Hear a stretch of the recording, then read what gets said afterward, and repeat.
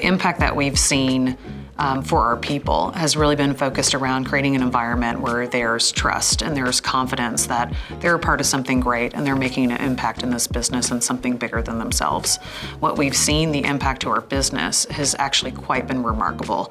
We have a focused effort in understanding the cost of turnover and what the impact of focusing on our culture and, again, building that trust has actually had on our bottom line.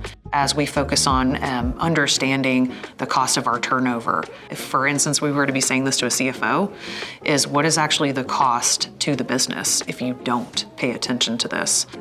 So when we look at the data of the Great Place to Work certification, I personally pay attention to 3 different areas. I'm looking at the confidence the team has in the executive team. I'm looking at, do they understand the vision of the organization and how they're a part of it? I'm also looking to make sure that people understand what's expected of me and my job, right? And so as we look at that, and I will say thank goodness for having an incredible head of HR, our VP of culture is very much attached to all the different aspects of the survey. I will say those are the 3 that I pay attention to. And so when you look at that and you see your score either grow or start to retract, it's usually telling you something about your business. For example, if you've had leadership transitions at that high level, that time it takes to build that trust up again with that new leader, you can usually see that in your results. So of course, even outside of just the specific focus of what this means for trust within our leadership, and again, the vision of the organization where we're going, we also pay attention to what is this going to do for our retention efforts? How are we retaining our people? This is a part of that. And of course, the opposite of retention is turnover, right?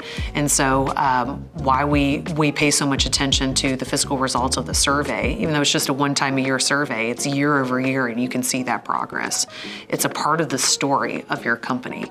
And so the way that we look at it and the way that we use it is we want to be that place that people want to work at. It's competitive. Retaining talent, it's an extremely competitive market right now, and the reality is for the next several years. And so when you talk about why this matters and how do you utilize it to be able to make better business decisions, it should be your guiding force, right? You want your people to stay, you want your team to love what they do, you want to have better interactions with your clients or developing your product. It has a direct result of happy team member is a happy client, and that also helps your revenue.